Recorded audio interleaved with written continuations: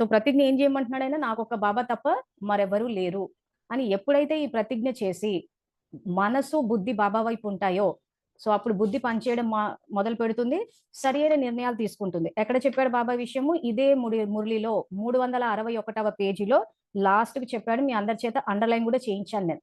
So underline చేసుకొని వాళ్ళు ఆ విషయాన్ని చేసుకోండి, ఎందుకంటే సంగమ యుగంలో రికార్డింగ్ నడుస్తుంది. ఇప్పుడు ఈ విషయం మీకు తెలిసి ఉండాలి.